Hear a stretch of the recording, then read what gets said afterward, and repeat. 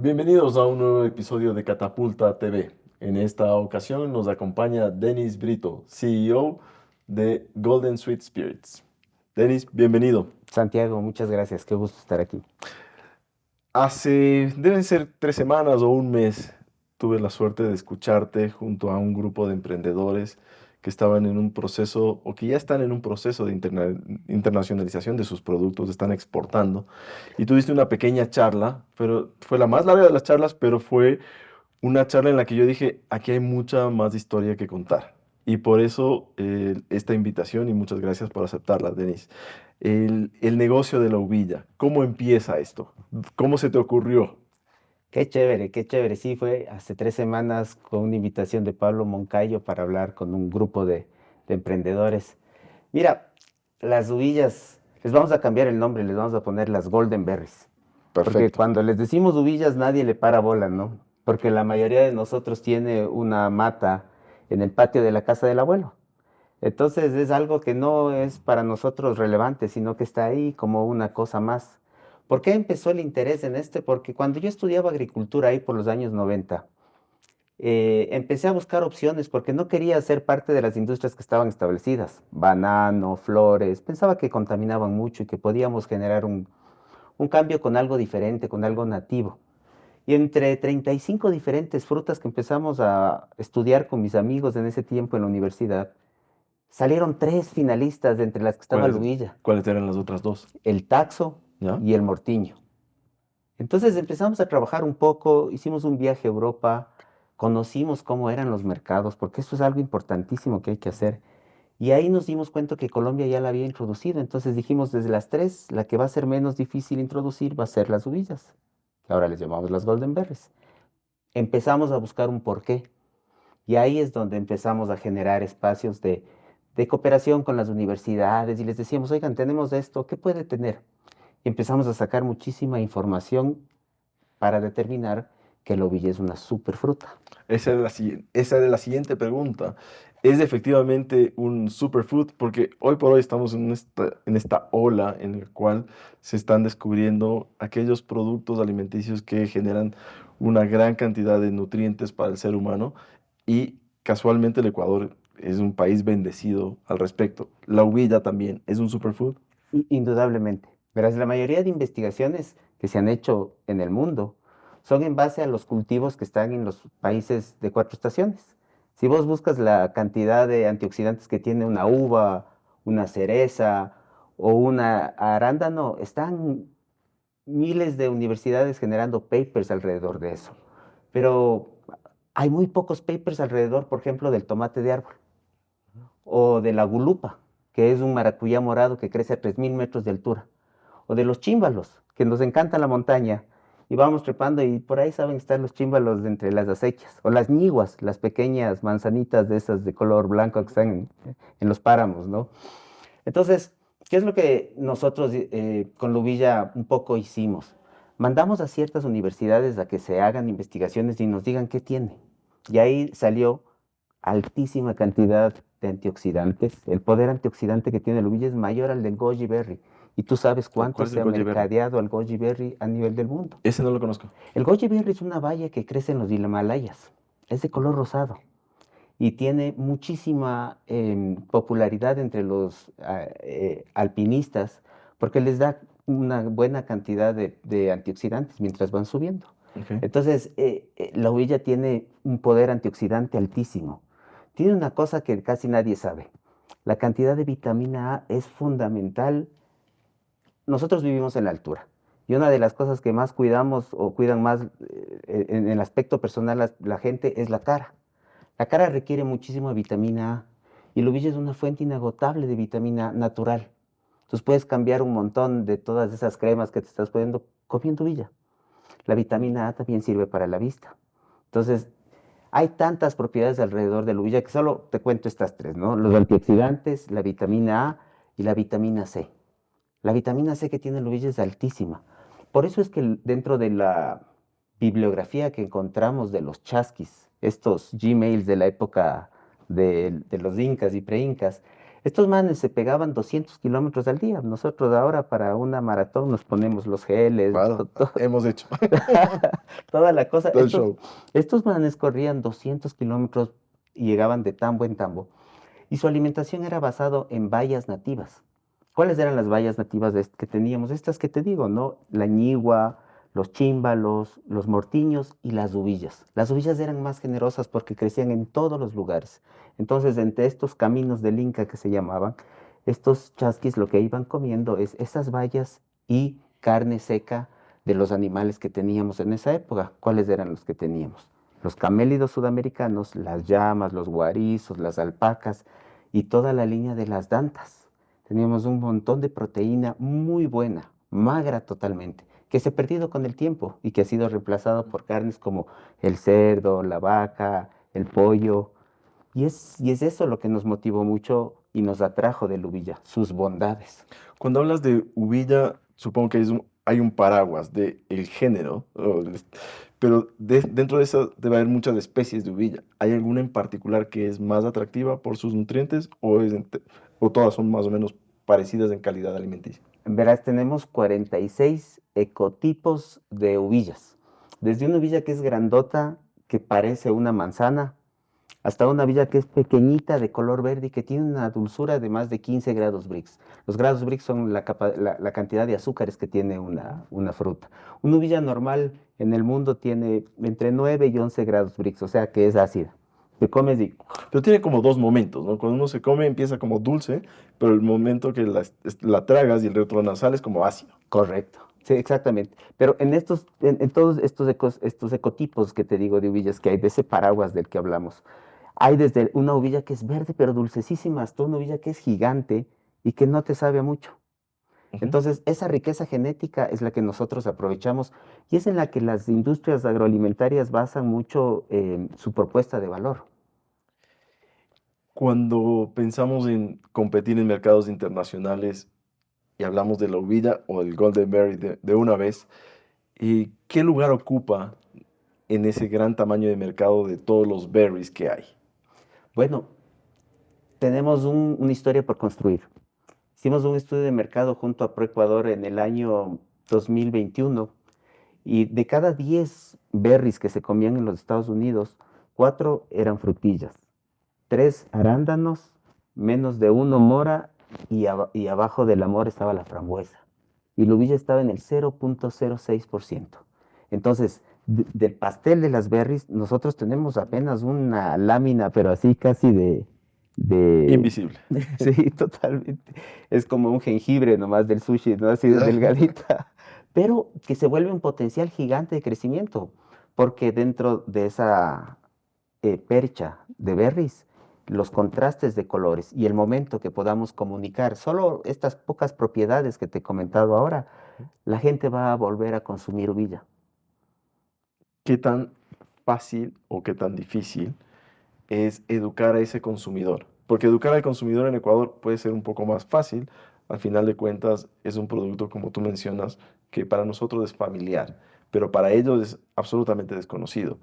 ¿Cómo lo haces en Estados Unidos o en Europa para educar a esos consumidores? Desde el año 2000 he participado en las mayores ferias internacionales en el mundo, en Berlín, en Estados Unidos, en Inglaterra, tratando de comunicar las propiedades y me he dado cuenta que la forma más eficiente es conseguir realmente socios que estén dentro del nicho de mercado al que quieres ir y que tengan claro cómo introducirle al producto nuevo. Todos los supermercados y todos los consumidores estamos ávidos de cosas nuevas. Siempre vamos a la panadería a ver cuál es el nuevo pan. Correcto. Siempre Ujú. vamos a la tienda de los carros a ver cuál es el nuevo modelo de Tesla. Entonces, estamos ávidos de conocer más de frutas y de frutas que tengan propiedades. Esa conexión entre el importador y ese nicho hace que explote una, un ecosistema que permite que ellos ya saben cómo hacerlo y lo hacen súper bien. Lo importante es que la comunicación en todo sentido esté súper clara. Por el nombre específico del Golden Berry, me suena que es una especie originaria del Perú. ¿Qué otros países lo están exportando hoy a mercados internacionales y qué tan fácil o difícil nuevamente es diferenciar la uvilla ecuatoriana? El nombre científico de la uvilla es Physalis peruviana, porque cuando llegó el Linneo, que fue un monje sueco, las mejores líneas comerciales llegaban al Callao y no a Guayaquil. Entonces, este género Physalis también existe en Europa, pero es más una planta ornamental. Tiene un color naranja intenso y no se puede comer. Cuando Linneo empieza a subir los Andes, dice, este es un Physalis. Y le pregunta a su asistente, ¿en dónde estamos? En Perú. Entonces se va a llamar Physalis peruviana. Por esa cosa no se llama Physalis Ecuatoriana, ecuatorianas. ok. Pero la mayor variedad de germoplasma tenemos en los ecosistemas del Ecuador, gracias a nuestra altura y a nuestros valles. Entonces, cuando me dices cómo podemos diferenciarnos en calidad de otros orígenes, como por ejemplo Chile, que es productor, Perú, que es productor, Colombia, que es el productor más grande del mundo, la respuesta es la misma que la mayoría de los productores te vamos a dar en el Ecuador, es la calidad. Y la calidad viene ligada, en el caso de las berries, a tres aspectos. El primero es la dulzura, que esta experiencia que tú comentabas entre el ácido y el dulce tenga más de dulce, porque nos gustan las cosas dulces. El segundo, el tamaño, que tengamos un tamaño que diferencie en visión de los otros orígenes. Y el tercero es la duración en percha, que no compres la fruta y se te dañe a los 2 días de estar en el refrigerador. Entonces, esos tres aspectos hacen que la uvilla del Ecuador tenga la mejor calidad del mundo. Nosotros en tamaño, dulzura y durabilidad somos mejores que los otros orígenes, a los que los tenemos muy bien identificados. ¿Qué tan fácil es crear también una historia respecto al producto?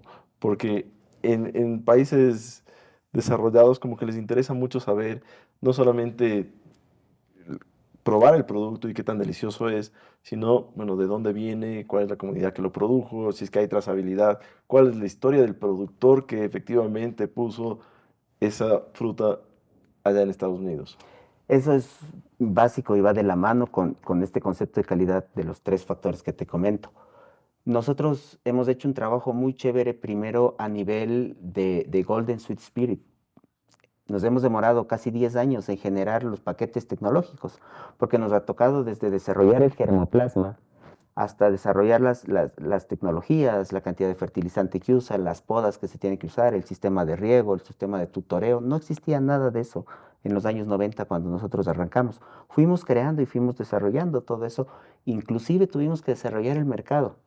15 años nos tomó abrir el mercado de los Estados Unidos. Ujú. Entonces, hay una historia bien chévere alrededor de todo eso y hemos trabajado mucho en la calidad porque ese es nuestro factor de diferenciación versus, no sé, empresas que tienen 1000 hectáreas de villa en Colombia, por decirte un número.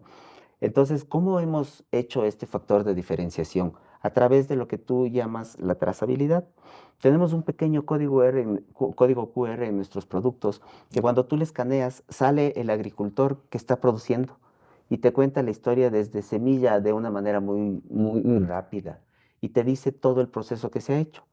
Al ser productores y competir ya no con el vecino de Ibarra o con el vecino de Cotopaxi, lo que nosotros tenemos que pensar es cómo le podemos ser más eficientes que nuestros hermanos colombianos y que nuestros hermanos peruanos. Y la eficiencia se viene midiendo en todos los factores, en la cantidad de nitrógeno que tiene la planta, Ujú. en que si tienes o no tienes un inventario de insectos que ataquen a la planta, en el inventario que tienes de malezas, porque a veces parece tan irrelevante, pero con este cambio climático, 1 grado más arriba, 1 grado más abajo, implica que tengas nuevas malezas en el campo. Y si no Ujú. les tenías mapeadas y no sabías qué hacer contra eso, no vas a poder ser eficiente, solo vas a ser reactivo. Vas a decir, ah, voy a tener que usar esto, pero con un plan contingente de todo eso, puede ser muy profesional. ¿Por qué te cuento todo esto? Porque al final toda esa trazabilidad está en un código que nosotros tenemos por unidad de consumo. Entonces puedes tener la certeza, tú me das ese código, yo te cuento de qué semilla viene la fruta que te vas a Ujú. comer, qué productos le pusimos, por qué les pusimos, si eran o no aprobados por agrocalidad, de hecho tienen que ser aprobados por Ujú. agrocalidad, Correcto. y finalmente, quién le clasificó. Cuando hablas de clasificación, este es un producto que no se puede cultivar de forma masiva, no es mecanizado. Esto es hora hombre. ¿Cómo cómo se determina o cómo se genera mejores niveles de productividad en la recolección de uvillas? Por ejemplo, es algo que se aprende, hay gente que lo hace mucho mejor, los chicos son todavía inexpertos, los adultos son más capos en esto. ¿Cómo opera en el campo? Esta es una cosa que a veces se causa una ambigüedad, ¿no? Por un lado dices, hijo, la cantidad de mano de obra que necesitas es bastante y nosotros somos ya bien competitivos en el tema salarial con nuestros competidores. Ujú. Pero por otro lado dices, yo creo que es algo que debe ser uno de los objetivos que nos pongamos, el romper la desigualdad que existe y tener que darles oportunidades a la gente que menos tiene. Entonces, cuando me dices cómo logras la eficiencia, es invitando a los agricultores a ellos ser los empresarios, a ellos ser los emprendedores. Cuando ellos son los emprendedores y saben lo que les cuesta, automáticamente esos índices como el índice de cosecha, el índice de productividad del campo se eleva de manera increíble. Nosotros les acompañamos con nuestros técnicos y tenemos una herramienta súper chévere que se llama la Escuela de Huilla. Por 22 meses, por 24 meses ellos cada mes están donde nosotros aprendiendo y nosotros en el campo enseñándoles. Entonces, llegamos a determinar ciertos KPIs en el campo, que son nuestros indicadores que nos ayudan a saber si está bien o mal. Cuando un agricultor está mal, el complicado es él porque en su esquema de costos el 60% es mano de obra. Ya. ¿No? Entonces, tenemos que ayudarle a llegar arriba. Y para eso, en las escuelas, por ejemplo, el agricultor que no sabe cosechar, le invitamos a una escuela de cosecha y él cosecha con otras personas que saben y automáticamente empieza a darse cuenta por dónde va la cosa y mejora sus índices de productividad. De lo que ustedes exportan, obviamente están comprando a productores locales. ¿Cuál es el balance de lo que viene de su propia plantación, de lo que viene de otros productores locales? Nuestro modelo de negocio arranca desde que tú tienes interés en sembrar uvilla. No compramos a terceros que no conocemos. Tú Ujú. me dices, Denis, yo tengo un terreno, estoy interesado en producir algo, no quiero que se pierda eso.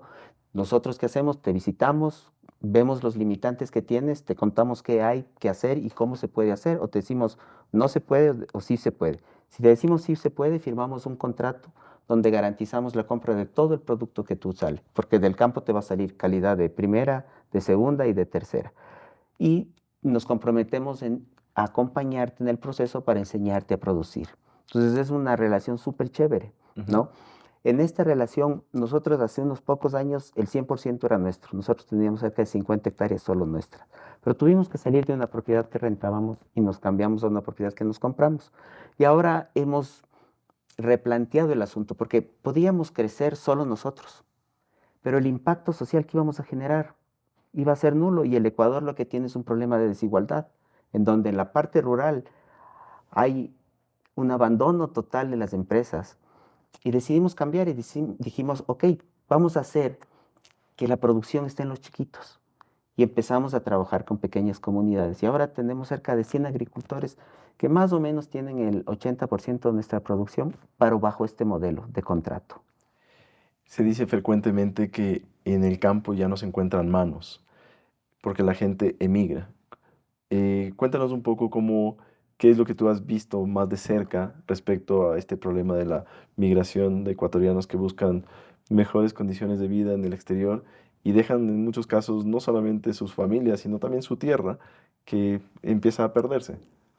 Uno de los grandes problemas que tiene la sierra es que después de la reforma agraria, los terrenos quedaron de una manera en pequeñas superficies, quedaron minifundios, Ujú. que ahora ya de forma coloquial los indígenas dicen ya me toca el guachofundio a mi nieto, porque tenían ellos 2 hectáreas, pero tuvieron 5 hijos. Entonces, de las 2 hectáreas les quedó 4.000 metros a cada uno de los hijos y cada uno de los hijos tuvieron 4 hijos. Entonces ya les llegó como a 500 metros a cada uno, mal hechas mis matemáticas. Entonces, en 500 metros, ¿qué puedes hacer? Es súper complicado hacer algo, ¿no? Y entonces ahí es donde nosotros queremos generar un cambio, queremos dar una oportunidad a esa gente que está sacando ahora un crédito para irse a los Estados Unidos de migrante y que no sean ellos los que se vayan, sino que lo que mandemos sea nuestro producto, que ellos sean exportadores. El momento que hablas con un pequeño agricultor, le dices, tú vas a ser exportador, le empoderas de una manera que se Primero sienten. no se lo cree, supongo.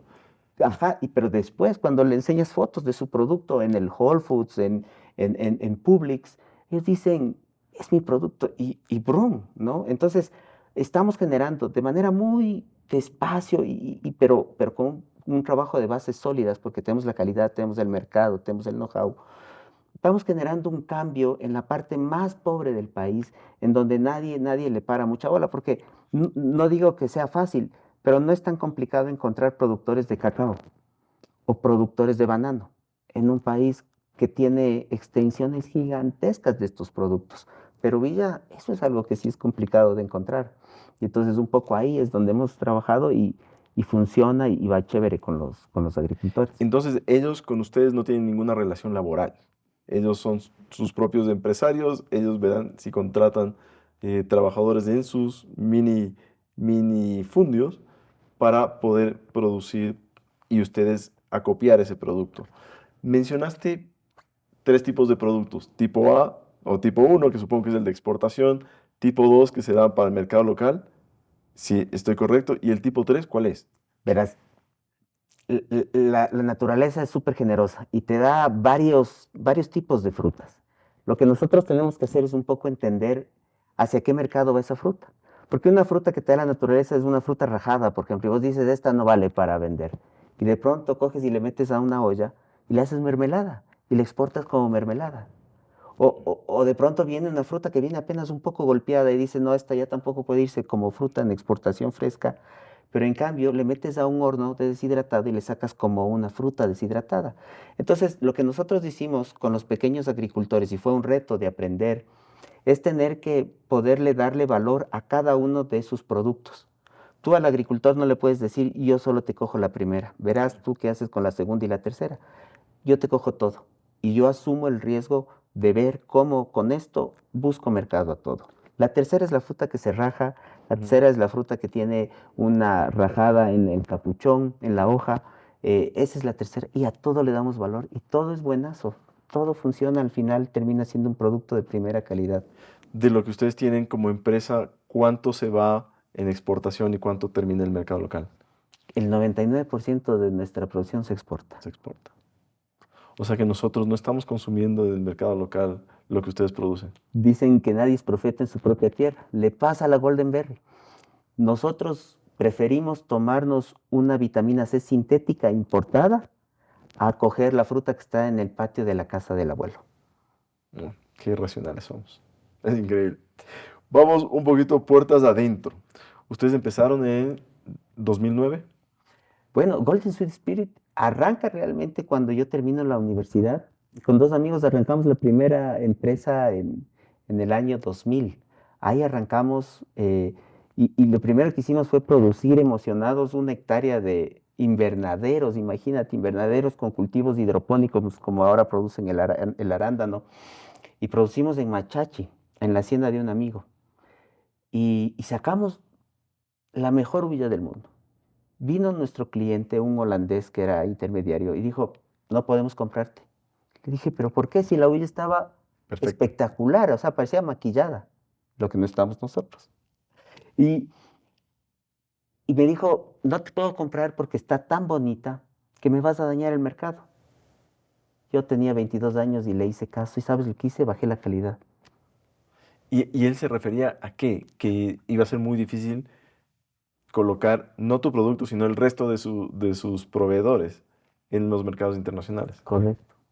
Y yo salí en un momento en donde recién el Internet empezaba a llegar al Ecuador. Entonces no es que tenías muchas herramientas para poder llegar a más clientes. Máximo podías estar en ferias en donde los grandes protagonistas del Ecuador, por ejemplo, eran los mejores y mayores exportadores de banano y no había más. No hay más. Entonces, estabas ahí tratando de explicar un producto nuevo, era complicado. Entonces, apenas calzaba uno o dos clientes, creías que todo lo que él te decía era verdad, no tenías una visión 360 de lo que realmente pasaba. Ahora, en cambio, tenemos la claridad de que tenemos y la seguridad de que tenemos un producto de excelente calidad, la mejor del mundo, y estamos seguros de que ahora sabemos cómo hacer valorar ese producto en los diferentes mercados en que estamos. Desde que ustedes arrancaron, ¿cuáles serían los principales hitos que han alcanzado? O sea, si tuviese que decir, estas dos o tres cosas realmente fueron un game changer en ese momento. 15 de agosto del 2015. Ese fue un momento que no nos ¿Qué vamos a pasó ahí? olvidar mucho. El volcán Cotopaxi erupciona. No erupciona, pero bota toda su ceniza. Y adivina dónde bota. A Machachi. Y adivina quién tenía 50 hectáreas de huilla en Machachi. ¿Qué pasó ahí? Se perdió. Era el momento de decir hasta aquí. O sea, eh, y decidimos no rendirnos. Y en ese momento solo estábamos enfocados en el mercado de la fruta fresca. No le dábamos valor a la otra. Decíamos, no perdemos nada porque la fruta que no sale buena le mandamos a las lombrices y tenemos abono y eso nos sirve para seguir utilizando. Claro, Ahora, no veían todas las líneas de producto posibles. imagínate cuánto dinero perdíamos por desconocimiento, por un montón de cosas. Tuvo que pasar esta desgracia de que estuvimos grises por 4 meses, grises, pero grises. Y bueno, íbamos con los tractores, lavábamos, en teoría la ceniza se iba, ¿no? Le metías al cuarto frío y eso pestaba a azufre. Ujú. Entonces, ¿qué hicimos? Nos tocó coger el chanchito, romper y comprar unas máquinas. Y entonces toda esa fruta que no se pudo exportar, empezamos a agregarle valor y empezamos a generar una línea de deshidratados, una línea de Ok. mermeladas, una línea de cosas nuevas que nos enseñaron a cambiar. Ese fue un punto donde un poco la naturaleza nos dijo, oye, pilas, estás botando la plata. Ok. Y el segundo punto que nos hizo cambiar muchísimo fue la apertura del mercado de los Estados Unidos. Ujú. La huilla era prohibida de exportarse en fresco a los Estados Unidos. Y después de 15 años de participar todos los años en las ferias, verás, íbamos a los Estados Unidos y era prohibido llevar huillas y poníamos entre los calzoncillos así, medios camuflados. Sufríamos, Demasiada información. sufríamos cuando pasaban los perros, así decíamos, Dios mío, no. Pero llegábamos y cuando los norteamericanos probaban la fruta, decían, wow, ¿qué es esto? Y nosotros decíamos golden berries. Decían, toma, te pongo el purchase order, mándame. Teníamos que decirles, no está abierto el mercado. ¿Te imaginas eso por 15 años? O sea, es una visión de la claridad. Yo sabía que hacia allá teníamos que irnos. Entonces, en el año 12 de diciembre, me acuerdo porque el día fue bien particular, 12 de diciembre del 2019, Ecuador realizó su primera exportación de golden berries frescas hacia los Estados Unidos. Antes de eso solo iba a Europa. Europa era el mercado principal. ¿Ya? Europa era un mercado que ya además estaba, en cierto modo, colonizado de Colombia. Y ahí no se trabajaba mucho en el tema de la calidad, sino se trabajaba mucho en el tema del precio. Y cuando te metes y eres pequeño a una competencia con precio, Estás perdido. así es. Entonces, lo que nosotros hicimos una vez que se abrió el mercado de los Estados Unidos fue una locura, porque es un mercado gigante. Y hoy por hoy, digamos que mencionaste ya algunos de los posibles consumidores de ustedes, un Whole Foods, un Publix. Si es que tienen un pedido muy grande de ellos, ¿ustedes lo pueden abastecer o, o no? Ese ha sido uno de los grandes retos, porque ¿Tienen siempre, escala? siempre piensas que para exportar tienes que tener primero calidad, después volumen y finalmente precio, ¿no? Son como los tres puntos mágicos. Sí podemos escalar, pero nosotros vamos en programas. Porque al igual que cuando alguien quiere vendernos Golden Berries para que nosotros comercialicemos, decimos no. Cuando un supermercado nos dice, oye, qué productazo, quiero un proyecto mega, le dices, verás, espérate, ven, te invito a que vengas al Ecuador, a que conozcas la realidad y que veas cómo podemos escalar con un programa en Ok. tiempo. Y trabajando de esa manera nos ha ido fantástico. Tenemos exportaciones a la costa este, a la costa oeste, tenemos en el centro. Estamos trabajando con importadores que se han vuelto socios y que creen y que están creyendo en los proyectos para expansión. Y ahí estamos trabajando con nuestros agricultores. Y ahora el vecino del agricultor ya está sembrando. El primo del agricultor ya está sembrando porque ya le ve que el agricultor se compró una motito, que ya se compró un terrenito y entonces ahí estamos escalando. Porque también podemos escalar de una manera más rápida comprándonos nosotros la tierra. Pero el impacto, de nuevo, no sería el que estamos buscando. Si no generamos un impacto social, un impacto ambiental y uno financiero, no va a haber sostenibilidad. Ustedes, entre otras cosas, han llegado a ser carbono neutro, creo que el año pasado. Cuéntanos un poco cómo fue todo ese proceso.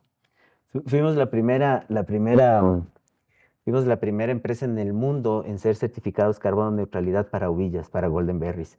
Y te juro, para nosotros eso fue una parte de nuestro ADN, porque lo empezamos hace 7 años atrás, porque es un proceso en donde arrancas con la eficiencia energética. Lo primero que haces es contratas una tercera parte que viene y hace un estudio de todos tus procesos y te dice, oye, ve, estás gastando esto de luz y esto de ineficiencia y tendrías que hacer esto para gastar menos y ser más eficiente energéticamente. Esa es la primera etapa. La segunda etapa que nos tocó hacer fue medir cuál era nuestra huella de carbono en todos los procesos, desde que la uvilla era semilla hasta que volaba, porque mucha de esas vuela, otras se va por barco, pero muchas vuela. Entonces imagínate la huella de carbono con el vuelo de avión, ¿no? Es una de las cosas que les aterra a la gente. Y finalmente, cuando ya supimos cuánto era nuestra huella de carbono, porque todos producimos una huella de carbono y fuimos eficientes en disminuir nuestra huella de carbono, pero ya hubo una parte que no podíamos definitivamente eliminar, lo que hicimos fue compensar. Ujú. Compramos oxígenos a proyectos y con eso fuimos carbono neutralidad, porque hubiera sido lindo quedarnos en la eficiencia energética, hubiera sido lindo quedarnos solamente en la huella de carbono, pero fuimos carbono neutralidad. Y eso es algo que es por ADN, porque no es que entre nosotros, aquí que nadie nos oye, Nadie nos escucha. no es que alguien nos va a pagar más por eso, ¿no? Pero es un compromiso como dueño de la empresa hacia un mundo mejor, que realmente lo haces por convicción, no lo haces porque es un tema comercial, que me pones un sello y dices, ah, ¿sabes qué? Soy carbono neutral. Lo hicimos porque realmente creemos que podemos generar un impacto positivo. Pero en el mediano plazo eso seguramente también te va a abrir más mercados. Esperamos que sí. Yo creo que ahora hay una tendencia muy fuerte hacia preocuparnos acerca de la huella de carbón, del carbono neutralidad. Es algo que debe estar en el tema de todas las grandes empresas ya Ujú. ejecutándose. Y bueno, a veces pasa que el pionero es el que siempre se va abriendo camino y no necesariamente coge todos los beneficios, pero ahí vamos, nos gusta. Tuvieron también una certificación de calidad, Global CAP. ¿Qué les permitió luego de conseguir esta certificación? Global Gap es la certificación más exigente del mundo para productos frescos. Ujú. Son las buenas prácticas agrícolas, GAP. Eh, esto se dio a raíz de varias intoxicaciones que se dieron a nivel del mundo. En una, ¿Con Uvilla? no, con frutas en general. Ujú. Unos niños de una guardería en la Florida, todos tuvieron hepatitis después de comer unas fresas que fueron cultivadas en Centroamérica. Y entonces empezaron los supermercados, porque los supermercados eran los que proveían a esto, a investigar qué había pasado. Llegaron a determinar que uno de los trabajadores de una de las fincas de un país de Centroamérica estaba enfermo y no se reportó enfermo porque no quería perder ese día de trabajo. Y nadie tenía mucha información acerca de eso, entonces se preocuparon del impacto que eso podía generar. Y los 100 supermercados más grandes del mundo se juntaron y decidieron crear una organización, Food Plus, que genere una certificación, la Global Gap, que permita que podamos los productores empezar a registrar todo lo que hacemos, empezar a tener ciertos formatos, esquemas de producción que nos permitan saber acerca de la trazabilidad. Ese es el Global Gap. Yo te invito a que vayas a uno de los supermercados nuestros aquí en el país y veas si alguno de los productos que consumimos es Global Gap. Supongo que muy poquitos. Un reto, un reto encontrar uno de esos. Pero si te vas, por ejemplo, a un supermercado como Edeka o Rewe en Alemania, no hay un producto, uno, que no sea certificado Global Gap. Porque ellos cuidan muchísimo su seguridad, su inocuidad alimentaria y sus temas de salud. Si es que algo va mal, siempre puede ir mal algo en los productos frescos, porque son productos frescos, pero tienes que tener las aristas lo más cubiertos posibles. Entonces, esta certificación es súper complicada de tener. De hecho, nadie la saca porque implica tener un montón de cosas para los trabajadores, para cuidar la calidad, para que tengas registros. Y muchos dicen, sí, soy Global Gap, pero le dices, a ver, dame tu Gigi number y nada. Nosotros, y te cuento con alegría, en el año 2013 ganamos el GAP Award. Es un premio que organiza Global Gap entre los que están certificados a nivel mundial, basados en tres conceptos. conservación del agua, enfoque de género y productividad. Le ganamos a empresas transnacionales gigantes de fruta en solo 40 hectáreas que teníamos en ese momento. Entonces sí, esos premios, como el premio que tuvimos con Bayer del Food Change Partnership o el premio del Top Ciencia de BASF, nos contrastan que estamos en el camino correcto. No, hasta ahora el Ministerio de Agricultura no nos ha dado ningún premio. Pero han sido reconocidos afuera. Cuando mencionaste si voy a un supermercado acá y busco un producto con Global Gap Certifications, tampoco están ustedes. ¿En qué momento van a producir un poco más para el mercado local? Porque, fíjate, estuvo acá hace algunas semanas Carla Barbotó de Pacari y nos contó que en su inicio tuvieron ese mismo objetivo, pensar en el mercado internacional, pero poco a poco el mercado local fue aceptando o fue educado en el consumo de chocolate y efectivamente una gran parte de su producción está en el mercado local. Entiendo que ustedes están muy grandes en sus exportaciones, pero ¿por qué no educar al consumidor local con su producto?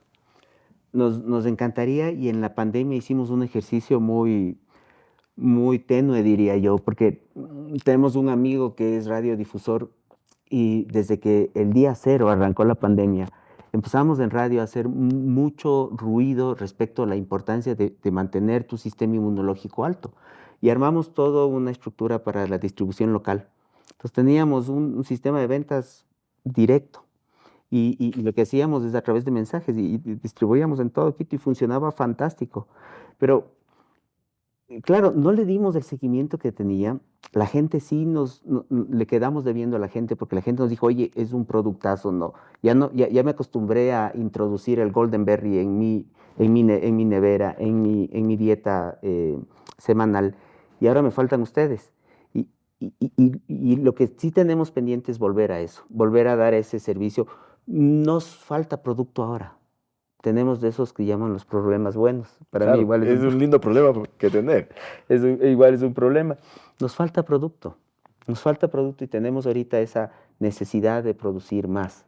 Entonces, sí, cuando empecemos a tener todo esto, estamos proyectados para a finales de este año, ojalá terminar en unas 100 hectáreas.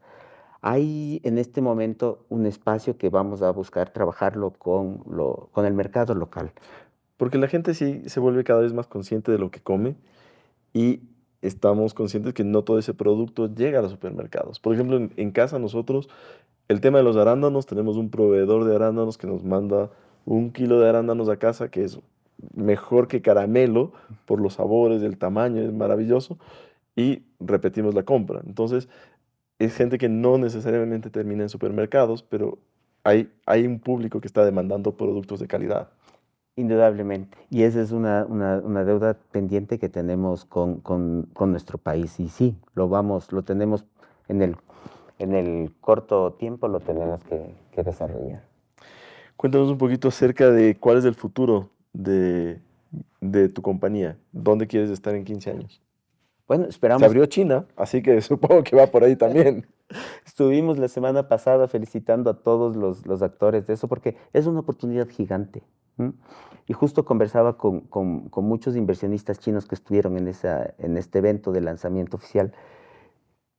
China hizo que la pitahaya pase en 1999 de 4 hectáreas que había en Palora a cerca de 7,000 hectáreas que tenemos ahora.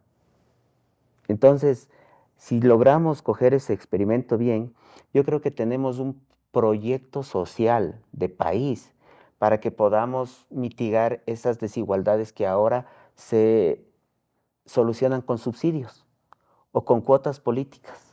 Nuestro país está peleando porque no nos porque sigamos subsidiando una energía que no es renovable, cuando podríamos coger esos recursos, invertir y ser los grandes exportadores de frutales nativos de América del Sur al mundo.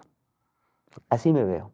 En 15 años quisiera que el Ecuador, no solo yo, no solo Golden Sweet Spirit, 100 empresas más, con esa visión de país, en un clúster súper fuerte, estemos mandando superfoods a todo el mundo con la mejor calidad posible y generando desarrollo no a través de nuestras haciendas, de nuestras tierras, sino de todos nuestros vecinos del barrio, para no hacer paredes, sino que los niños puedan jugar de una manera más balanceada, ¿no? Ojalá podamos. Para eso vamos a Creo, trabajar. creo que estamos en la misma línea. Yo también soy un optimista respecto al potencial agroexportador que tiene el Ecuador y creo que están haciendo un gran trabajo ahí en el clúster de superfoods. ¿Qué otros productos ves que pueden tener ese potencial? Mira, Ecuador tiene frutazas, frutazas. Ahora tenemos a un chico de Alemania trabajando con nosotros y es enamorado de la granadilla. Ujú. Dice, ¿por qué no hay granadillas en Alemania? Me pregunta y me recrimina. Me dice, tenemos que poner granadillas en... Las granadillas son una delicia. Los Claro. taxos. Si no podemos mandar el taxo, mandemos polvo de taxo, mandemos bebidas ya Wow. hechas de taxo, mandemos los energy drinks de taxo. Tenemos la badea, tenemos la fruta china, tenemos las niwas. Hay tantos productos. Y luego tienes quinoa, amaranto, tienes Chía. chía. Sí. Hay una variedad gigante. O sea, yo pienso que la diversidad que el Ecuador nos ofrece en productos nativos se queda corta. Solo te necesitamos más emprendedores que entiendan que los procesos toman a veces décadas para empezar a tomar frutos. Ese es un error a veces creer que uno empieza una empresa y ya al año tiene que darle positivo. Y empresas como la mía tal vez empiezan a dar sus balances positivos a los 20 años. Pero si te quedas en el 19 es un fracaso. Llegas al 22, es como la historia del cubo de hielo, ¿no? Hasta cuando estás en -40, no pasa nada. -2, no pasa nada, solo la tendencia. Pero cuando llegas a 0, empiezas a ver que la cosa funciona. Nos falta pensar más hacia ese futuro. Nos falta generar cadenas de valor de frutales andinos. O sea, nos falta, y esos son largos plazos. El aguacate, por ejemplo, es un proyecto chévere que empezó hace unos pocos años. Es un proyecto que ya se está empezando a cuajar, que puede dar buenos resultados. ¿Qué te parecería tener, por ejemplo, el país más grande exportador de guavas del mundo? A todos creo que nos gustan las guavas, son Correcto. riquísimas.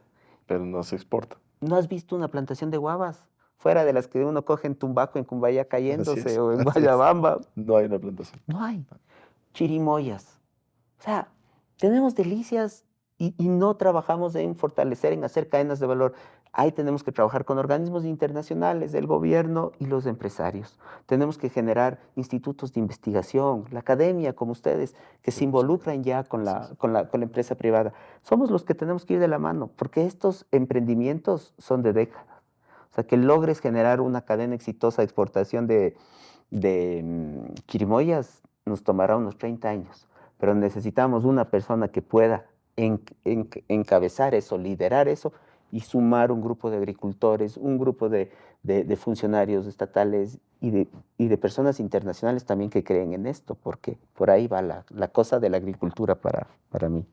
Muchísimas gracias por darnos esta bocanada de optimismo. La verdad, estamos totalmente alineados. Yo estoy seguro que el futuro del Ecuador es agroexportador, agribusiness, eso es en lo que deberíamos estar enfocados. Denis, muchísimas gracias por acompañarnos hoy. Ha sido una encantadora conversación y te invito para que en una nueva ocasión puedas participar frente a nuestros estudiantes y contarles un poquito acerca del proceso de lo que es emprender en agricultura y que eso puede ser lo que saque a las próximas generaciones de la situación actual. Muchas gracias, Santiago. Gracias a ti.